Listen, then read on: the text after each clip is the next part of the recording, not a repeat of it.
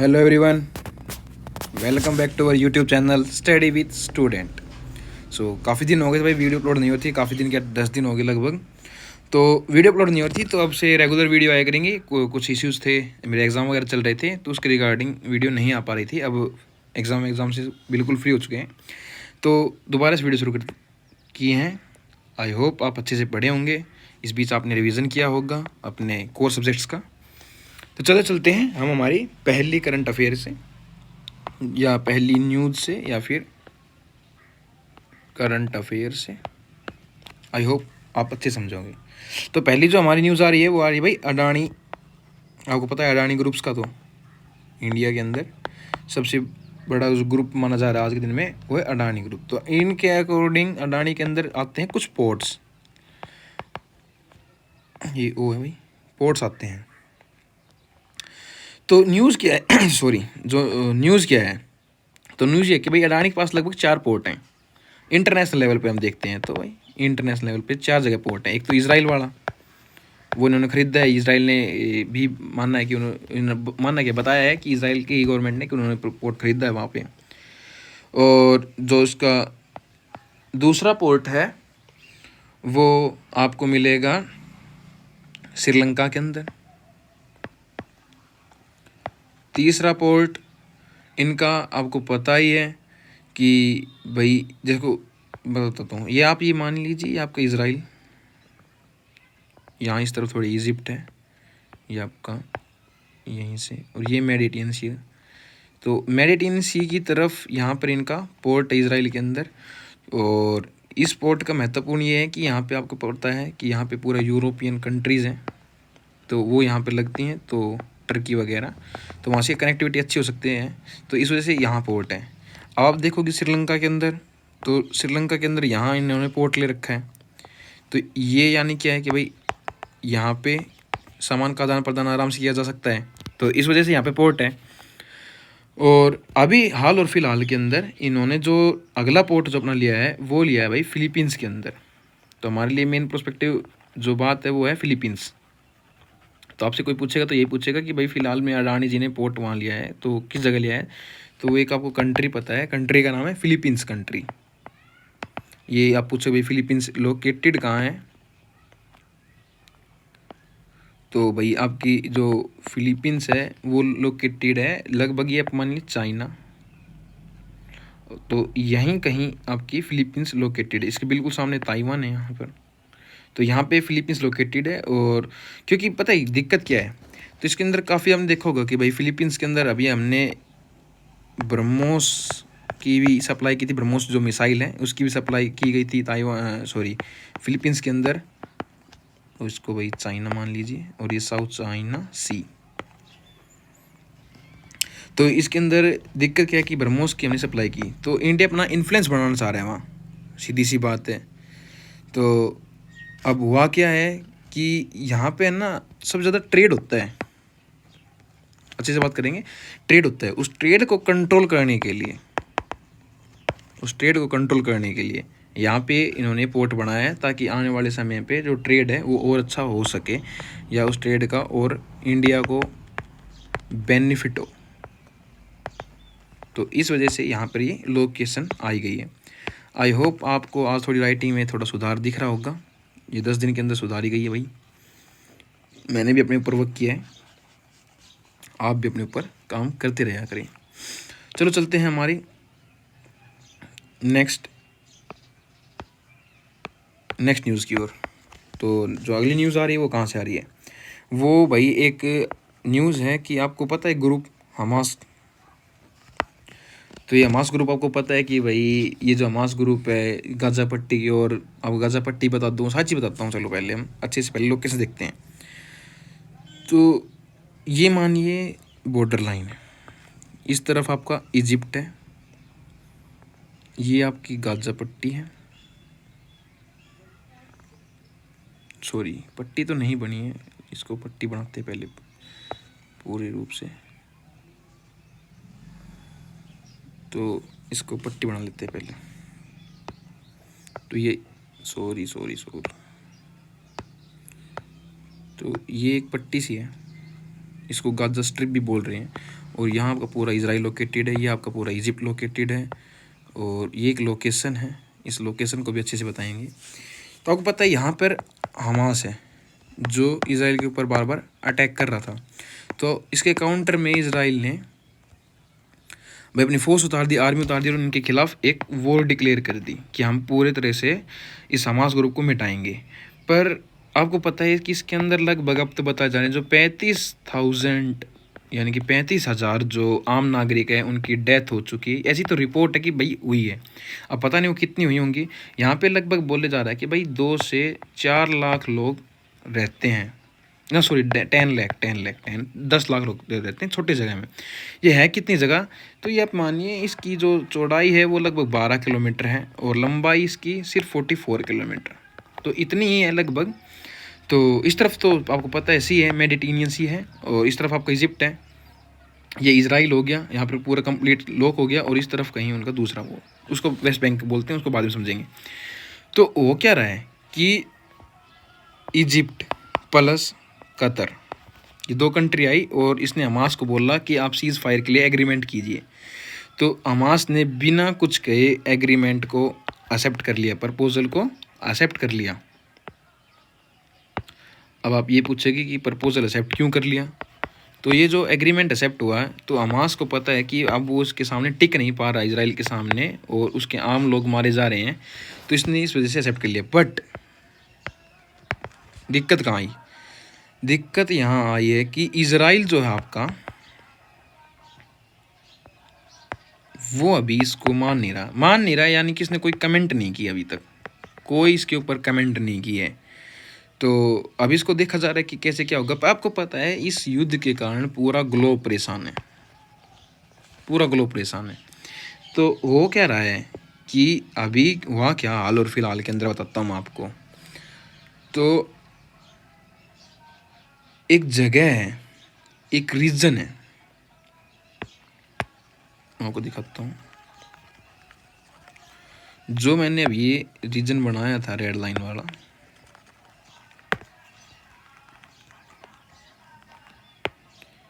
जो ये रीजन बनाया था यहाँ पर, ये रीजन जो इजिप्ट की तरफ था, इस रीजन को बोल रहे हैं, इस रीजन का नाम है रक्षा रीजन, सूस है या रक्षा, कुछ ऐसे नाम करके इसका रीजन का नाम है। नहीं, रफा सॉरी मैं गलत था, RAFAH, इसको रफा रीजन बोलते हैं। यानी कि एक तरह का गेट है जिस तरफ आप इजिप्ट जा सकते हो। आपको पता है यहाँ से आप एंट्री करोगे तो इजराइल पहुंच जाओगे, और यहाँ से आपके पास सी है, तो बचा एक ही तरफ जो इजिप्ट में जाने के लिए ये। तो इस रीजन को बोला जा रहा है रफा रीजन। तो जब यहाँ पे लड़ाई हुई थी, युद्ध हुआ था, तो इसके अंदर से लगभग सारे लोग इस तरफ शिफ्ट हो गए थे। जब इस तरफ शिफ्ट हो गए थे तो यहाँ पर आकर उन्होंने शरण ली, इजिप्ट ने उनको एंट्री नहीं दी, जिसकी वजह से वो यहाँ भीड़ इकट्ठी हो गई, जमा हो गई। अब इजराइल ये बोल रहा है कि भाई आप अपनी लोकेशन शिफ्ट करो, मैं यहाँ अटैक करूँगा और हमास को कंप्लीट डिस्ट्रॉय करूँगा। हालांकि यूएस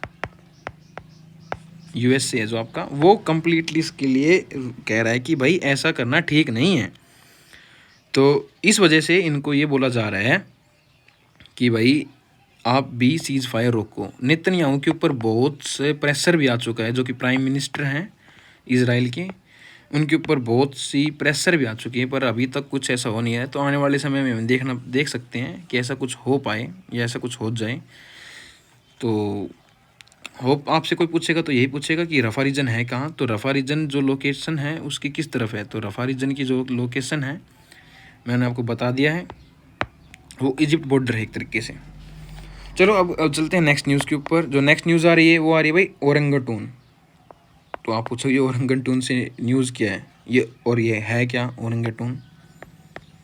तो ओरंगटून है ना, एक टाइप का एप है, यानी कि मंकी जैसे लाइक होते हैं। तो ये जैसे कि आपने गोरिल्ला वगैरह देखोगे तो जैसे चलते हैं, तो भाई सबसे ज़्यादा ह्यूमन से कौन मैच करता है भाई, ओल्ड मंकी। फिर आपको दिखेंगे एप्स दिखेंगे, फिर लार्ज एप, स्मॉल एप, और ऐसे ऐसे करते हुए एक लास्ट कैटेगरी आती है ओरंगटून। तो ये मोर लाइक ह्यूमन होते हैं। तो इसकी खबर क्या है कि साइंस ने, या फिर आप ये बोले कि किसी इंसान ने या किसी लाइफ साइंस के में ऐसा हुआ है कि एक ओरंगटून था भाई, ये मान लीजिए, मेरे को डायग्राम इतना अच्छा नहीं है, अब ये ओरंगटून मान के चलिए। तो इसके यहाँ पे ना कट लग गया फेस पे। तो इसके पीछे एक है ना पेड़ था, पौधा था, तो इसने क्या किया, इस पौधे की पत्ती ली, चबाई और यहाँ लगा ली। तो देखा गया कि 4 दिन के बाद ये ओरंगटून बिल्कुल ठीक हो गया, हेल्थी वेल्थी हो गया।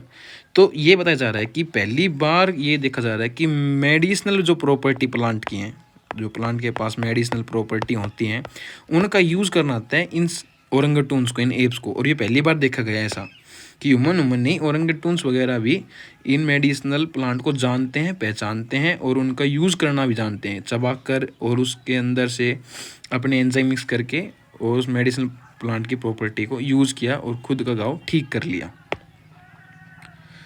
तो इससे आपको कोई पूछेगा तो बस यही पूछेगा कि भाई हाल और फिर हाल में रक्षु नाम की कोई चीज़ किसी का था, तो किसका था, तो वो ओरंगटून का नाम रक्षु है, जिसके ऊपर ये किया गया। और जो प्लांट है, उस प्लांट का अगर आपसे कोई नाम पूछे तो उसका नाम है अखर किंग प्लांट, अखर किंग प्लांट। तो ये उनका नाम रहेगा। अब हम चलते हैं हमने नेक्स्ट न्यूज़ के ऊपर। और अभी 2 ही न्यूज़ बची हैं, या फिर आर्टिकल बोल लीजिए इनको, जो बड़े आर्टिकल अच्छे आर्टिकल हैं। तो पहला आर्टिकल आता है भाई आपकी ऑनलाइन गेमिंग से, जो आपकी ऑनलाइन गेमिंग है इससे। तो इसके ऊपर बहुत अच्छा आर्टिकल आया है। तो इसके ऊपर आर्टिकल है क्या है कि पहले तो ये बताया गया कि भाई ऑनलाइन गेमिंग इंडिया में क्यों इतनी ज़्यादा बढ़ रही हैं, और फिर इसको ना आप इकोनॉमी से रिलेट करके देखना कभी। तो इसको इकोनॉमी से रिलेट किया गया है।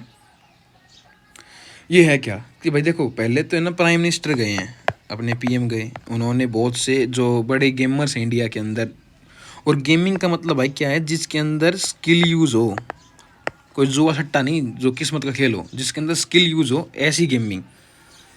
तो पीएम ने उन ग्लोबली गेमिंग हब बनाने की इंडिया की बात कर रहे हैं कि भाई पीएम कह रहे हैं कि हम इंडिया को ग्लोबल लेवल पर हब बनाएंगे गेमिंग का।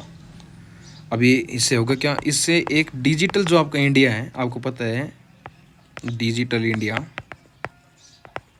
इसके ऊपर बहुत बड़ा इफेक्ट आएगा। ये बिग पॉइंट है, यानी कि अगर आप ये काम करते हो तो आपका डिजिटल इंडिया बढ़ेगा। एक ये हो गई। फिर इसके ऊपर उन्होंने बात किया कि भाई जो फीमेल्स हैं, यानी कि जो फीमेल है, उनका कंट्रीब्यूशन बढ़ना चाहिए इसके अंदर, इस पर्टिकुलर गेमिंग के अंदर। तो उनका कंट्रीब्यूशन बढ़ाने के लिए 2 बातें की गई। एक तो उनका नंबर हाई हो, इंक्रीज़ हो, दूसरा उनके पास स्किल ज़्यादा अच्छी हो, तो वो इससे के अंदर टिक पाएंगी, रह पाएंगी। तो ये 2 चीज़ें बताई गई हैं। फिर इसके अंदर देखा गया कि भाई ग्लोबल लेवल पर अगर देखा जाए तो इंडिया के अंदर है ना 2% इसका इंक्रीज़ हुआ है इकोनॉमी के अंदर। गेमिंग में देखा जाए तो 2% इंक्रीज़ हुआ है। और जो अपनी आईटी है उसको मस्ट भाई उसके ऊपर कि मस्ट इसके अंदर इंटरफेयर करना चाहिए, इसको और अच्छे से अच्छा बनाना चाहिए। तो इस वजह से इसको भी नाम दिया गया है। अभी हम देखते हैं कि ये तो हो गई भाई अपनी इंडिया की न्यूज़ क्या इस आर्टिकल के अंदर क्या क्या चीज़ बताई गई हैं कि क्यों ज़रूरी है, इससे क्या इकोनॉमी फ़ायदे होंगे, आपका कितना क्या बढ़ेगा, ये सब कुछ बताया गया। अब हम चलते हैं उस पॉइंट ऑफ व्यू की तरफ भी देखते हैं, क्योंकि भाई आर्टिकल है, ऑब्वियस सी बात है, हर पॉइंट ऑफ व्यू देखेंगे। अब हम चलते हैं नेक्स्ट पॉइंट ऑफ व्यू की तरफ। तो इस पॉइंट ऑफ व्यू के अंदर हम देखते हैं क्या क्या।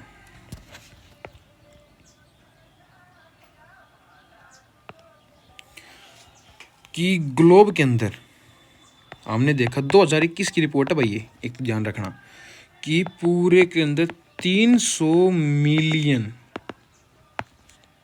यूएस डॉलर,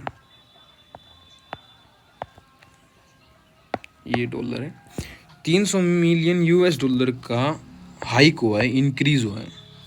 300 मिलियन डॉलर की मार्केट बना ली है ग्लोबली। अब ये छोटी मोटी मार्केट नहीं है भाई। और इसके अंदर देखा गया कि ये चीज़ें बढ़ रही हैं, पर इंडिया के अंदर क्या हुआ कि हमें सपोर्ट करना तो है, ये तो सीधी बात प्राइम मिनिस्टर ने कह दी, पर पहले गेमिंग के ऊपर 18% टैक्स थे।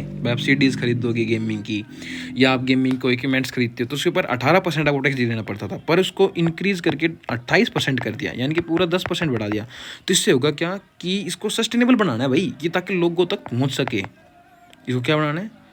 सस्टेनेबल, कि ताकि लोगों तक आराम से पहुंच सके, ताकि लोग इसे सीख सकें। फिर दूसरा इसके अंदर स्किल डेवलपमेंट करनी है भाई, कि लोगों को सिखाया जाए कैसे खेलना है, कैसे चीज़ों को इस्तेमाल करना है। अब जैसे मैं ही देख लीजिए, पहले मैं पेंसिल का यूज़ नहीं कर रहा था, पर आप अब देखोगे इस वीडियो के अंदर कितना ज़्यादा इंक्रीज़ हुआ है राइटिंग के अंदर, क्योंकि एक सिर्फ पेंसिल की यूज़ की वजह से।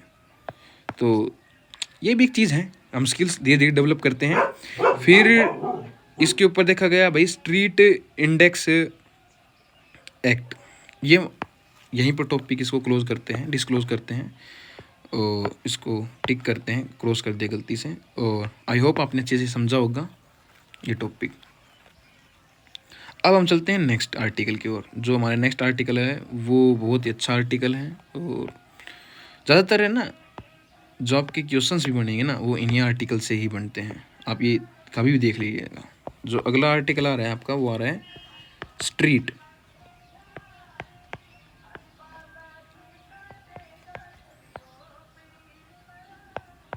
Index act. ये है क्या? देखो आपको पता है वेंडर्स जो होते हैं, यानी कि ठेले वाले, यानी कि जो रेडी लगाते हैं, तो वो कोई बड़े लोग तो है नहीं, बड़े इन द सेंस मतलब कोई बिजनेस बड़ा है तो उनके पास है नहीं, वो वहीं ठेले लगाते हैं या अपना घर चलाते हैं, अपनी भाई ज़िंदगी चलाते हैं, अपनी गुजर बसर करते हैं। तो इसके अंदर क्या है कि एक एक्ट आया है स्ट्रीट इंडेक्स एक्ट, तो इसका ना बेनिफिशियल होना चाहिए, ना कि उनके ऊपर बोझ होना चाहिए इसका।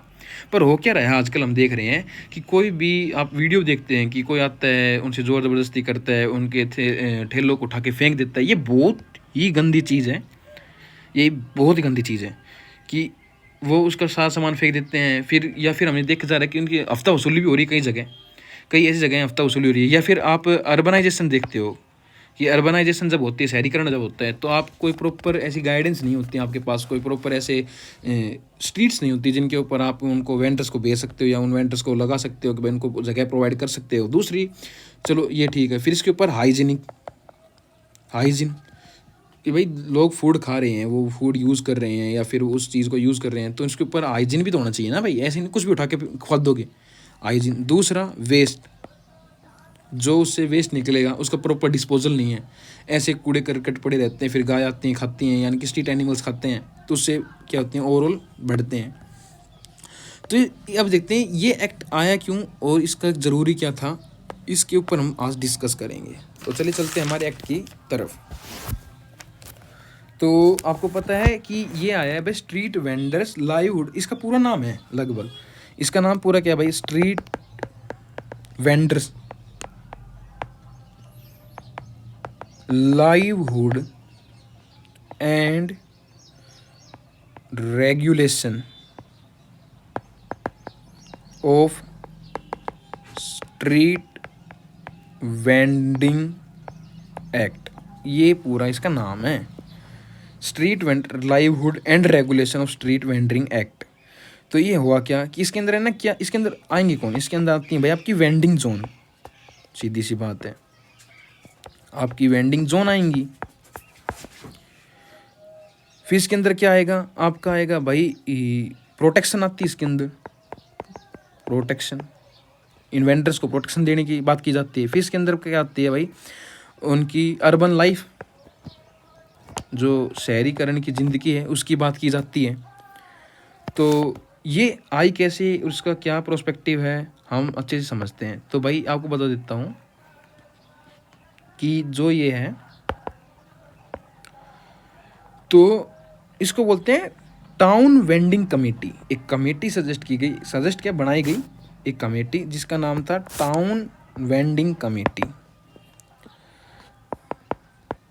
Town vending committee. 33% इसके अंदर क्या होना चाहिए, वुमेन।